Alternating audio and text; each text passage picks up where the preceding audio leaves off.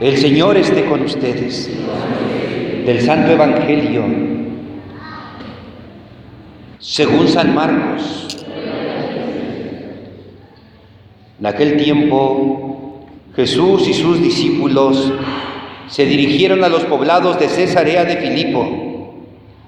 Por el camino les hizo esta pregunta: ¿quién dice la gente que soy yo? Ellos le contestaron: algunos dicen que eres Juan el Bautista, otros que Elías, y otros que alguno de los profetas. Entonces él les preguntó: ¿y ustedes quién dicen que soy yo?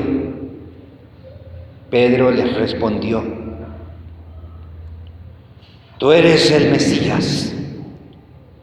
Y él les ordenó que no se lo dijeran a nadie. Luego se puso a explicarles que era necesario que el Hijo del Hombre padeciera mucho, que fuera rechazado por los ancianos, los sumos sacerdotes y los escribas, que fuera entregado a la muerte y resucitara al tercer día. Todo esto lo dijo con entera claridad. Entonces Pedro se lo llevó aparte y trataba de disuadirlo. Jesús se volvió y, mirando a sus discípulos, reprendió a Pedro con estas palabras: ponte detrás de mí, Satanás, porque tú no juzgas según Dios, sino según los hombres. Después llamó a la multitud y a sus discípulos y les dijo: el que quiera venir conmigo, que renuncie a sí mismo, que cargue con su cruz y que me siga. Pues el que quiera salvar su vida, la perderá, pero el que pierda su vida por mí y por el Evangelio, la salvará. Palabra del Señor. Se pueden sentar.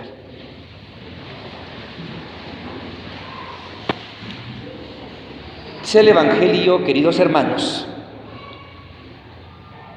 que allá en Cesarea de Filipo, lejos del ambiente propiamente judío, allá donde había extranjeros no judíos, allá se dirigió Jesús con sus discípulos. Y mientras iban por el camino de la vida con Jesús, les hizo una pregunta: ¿quién dice la gente que soy yo? Le dieron 3 respuestas. Unos dicen que eres Juan el Bautista. Es decir, que para la gente no había diferencia entre Juan y Jesús. Para ellos Juan y Jesús eran lo mismo. Otros decían que era Elías, un profeta que había existido en el pasado y que se pensaba que vendría antes de que llegara el Mesías a ponerle las cosas en orden. Y para otros, Jesús no era más que un profeta. Para la gente Jesús era como un personaje del pasado. Es decir, que no habían entendido la novedad del mensaje de Jesús. Entonces Jesús le pregunta a los que han convivido con Él, a los que han compartido la vida con Él, a los que le han escuchado, a aquellos con quien había comido, con quien había caminado. Les pregunta para ellos quién es Él. Ustedes los que han convivido conmigo, ustedes los que han caminado conmigo,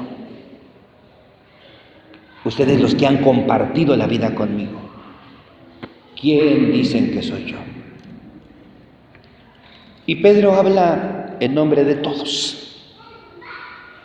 Tú eres el Mesías, le dice. Eres el Mesías.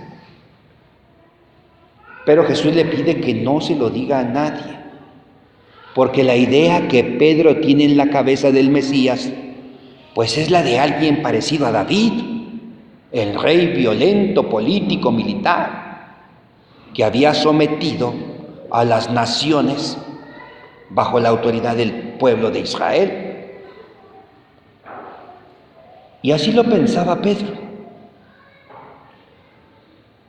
Por eso Jesús dice, no, Pedro, y a los demás también, eso no lo digan, porque la gente va a pensar que yo soy un Mesías así como tú lo tienes en tu cabeza. Pero la verdad es que así como Pedro lo tenía en su cabeza, así lo tenía en su cabeza toda la gente. Todos esperaban al Mesías como un nuevo David, como un nuevo Moisés, como un nuevo Elías. Ellos no pensaban al Mesías como nos lo decía o nos lo describía Isaías en la primera lectura. Y entonces Jesús les tiene que decir de qué se trata. Y habla de que sus tres más grandes enemigos pues le van a quitar la vida. Sus enemigos eran los sumos sacerdotes, que tenían el poder religioso. Los ancianos, que tenían el poder civil o económico. Y los escribas, que tenían el poder intelectual. Los poderosos de aquel tiempo eran los grandes enemigos de Jesús. Poder religioso, poder civil y poder intelectual. Y a esos no les convenía lo que Jesús decía. Esos no estaban de acuerdo con la propuesta de Jesús. Los líderes religiosos porque habían convertido el templo en una cueva de negocios. Los ancianos porque eran los que tenían el dinero. Y los escribas porque eran los que adoctrinaban o adormecían a la gente con sus enseñanzas. Y Jesús venía a despertar conciencias y a denunciar cosas que no estaban bien. Por eso les dice que como consecuencia de su manera de vivir, de su hablar, de su pensar, de su actuar, pues sus grandes enemigos le van a dar muerte. Pero va a resucitar. Pero eso de resucitar no lo entienden los discípulos, solo lo de la muerte. Sí lo entienden bien. Por eso cuando Jesús habla de su muerte, Pedro brinca. Porque eso no es lo que le han enseñado a él acerca del Mesías. Porque desde que Pedro era niño le habían metido en la cabeza una idea diferente del Mesías. Porque a Pedro y a los demás, desde que eran pequeños, les enseñaban que el Mesías sería un líder que iría al frente de Israel para derrotar a las demás naciones, para someter a las demás naciones. Y Jesús dice que va a morir. Por eso Pedro dice, eso no te puede pasar a ti. Eso no te puede suceder a ti. A mí me enseñaron que eso no te podía pasar a ti. A mí me enseñaron desde niño otra cosa. A mí desde niño me enseñaron que tú derrotarías a todos, que tú vencerías a todos, que nos darías la gloria, el poder, la riqueza.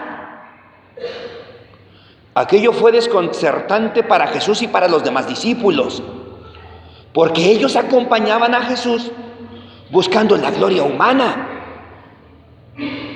porque ellos habían seguido a Jesús porque querían el poder, porque querían la riqueza, llenarse los bolsillos.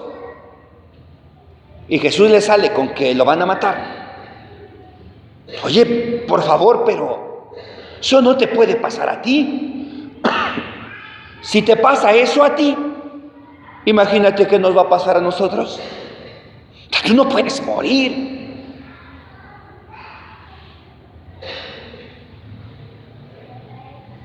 Y entonces Jesús le dice a Simón: ponte detrás de mí, Simón, porque tu pensamiento no es el de Dios, porque tú no piensas como Dios,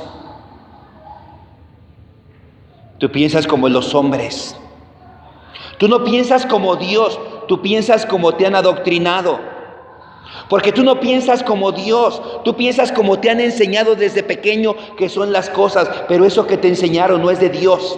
Te mintieron, te engañaron, te lavaron el cerebro. Dios no es así, el Mesías no es así como a ti te dijeron. Tus pensamientos no son los pensamientos de Dios, tus pensamientos son los pensamientos de los hombres. Pero aquello no era solo para Pedro, aquello era para todos. Por eso Jesús llamó a sus discípulos y les dijo: a ver, no hay gloria humana, no hay poder, no hay fama, no hay aplauso, no hay riqueza, no hay bolsillos llenos, no hay gloria humana para acabar pronto. El que quiera seguirme, que renuncie a sí mismo, que deje de pensar en sí mismo, que deje de pensar solo en sí, que cargue con su cruz, que esté dispuesto a dar la vida, a desgastar la vida por los demás.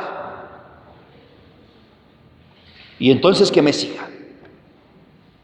No hay gloria humana. Solo hay renuncia de uno mismo y cargar la cruz de cada día. ¿Por qué? Porque el que quiera conservar su vida la va a perder. Porque el que vive solo para sí mismo pierde su vida. Porque es una vida insignificante. Es una vida miserable. La vida del egoísta es una vida miserable. La vida del que solo piensa en sí mismo es una vida miserable. Es un desperdicio de vida. En cambio, el que la pierda, el que la desgaste por él, por el evangelio, porque todos sean hermanos, por hacer del mundo un poquito mejor, ese va a salvar su vida. Su vida tiene sentido. No busques la gloria humana. Busca que este mundo sea verdaderamente un mundo de hermanos, que este mundo sea realmente presencia del reino de Dios. Aunque cueste trabajo, aunque no haya felicitaciones, aunque no haya aplausos. Pero qué difícil es para el hombre, porque el hombre busca la caravana, el aplauso, la felicitación, el agradecimiento. Porque el hombre busca ver por sí mismo. Y porque el hombre de hoy está ciego para ver a los demás. Queridos hermanos, la pregunta que Jesús le hace a sus discípulos sigue siendo la pregunta que también nos hace a cada uno de nosotros. Los que venimos a misa cada 8 días, los que tenemos un crucifijo en la casa, los que tenemos una Biblia, los que somos los primeros en llegar a la celebración de la Eucaristía, los que nos decimos católicos, los que estamos en un grupo, los que somos de jornadas, a nosotros los que estamos aquí, a este cura que está aquí, se nos hace la misma pregunta: ¿quién soy yo para ustedes? Y esa pregunta no se responde con la cabeza. Y esa pregunta no se responde leyendo el catecismo. Y esa pregunta no se responde investigando en el Wikipedia. Esa pregunta no se responde según lo que enseñó mi mamá, mi papá, mi abuelo, mi abuela, la monja, el cura. Porque si nos preguntan, ¿quién es Dios para ti? ¿Quién es Jesús para ti? Y respondes, la segunda persona de la Santísima Trinidad. Tienes 10, pero ¿qué tiene que ver con tu vida? ¿Quién es Jesús? El Verbo encarnado.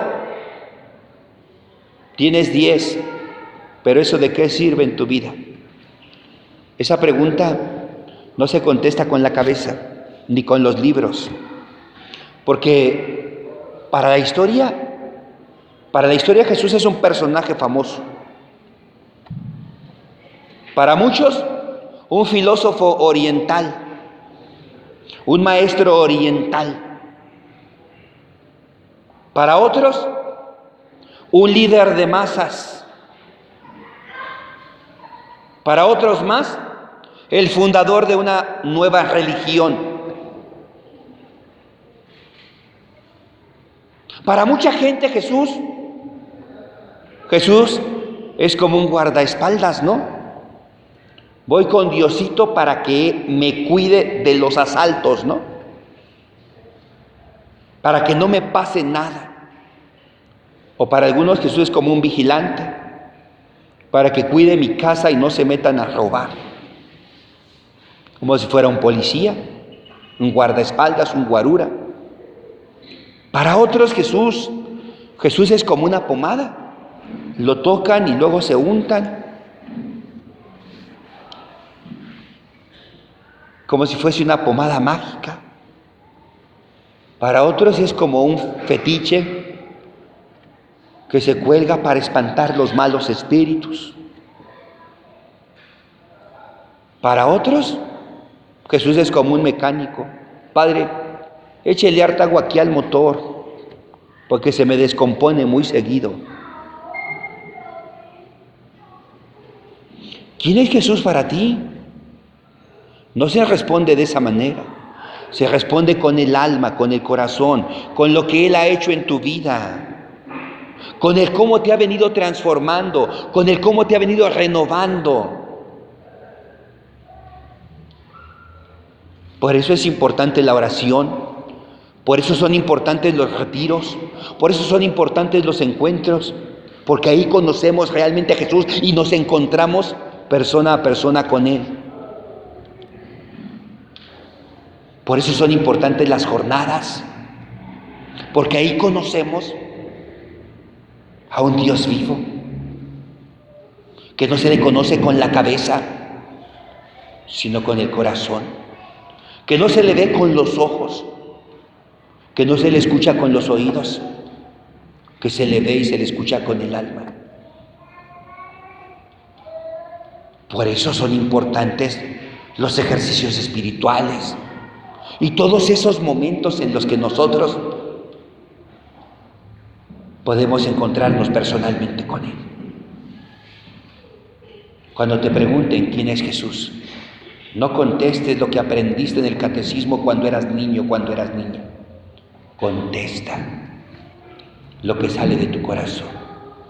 Y si quieres que de tu corazón salga algo hermoso, bonito, lindo, noble, magnífico, entonces no dejes de vivir junto a Él cada día. Que sea Él siempre tu amigo, que sea siempre tu hermano. Que el Padre de Jesús sea siempre tu Padre, para que cuando tengas que hablar de Él, sepas realmente quién es, no porque otro te dijo, no porque lo aprendiste, porque lo has vivido en tu encuentro personal con Él. Que así sea. Amén.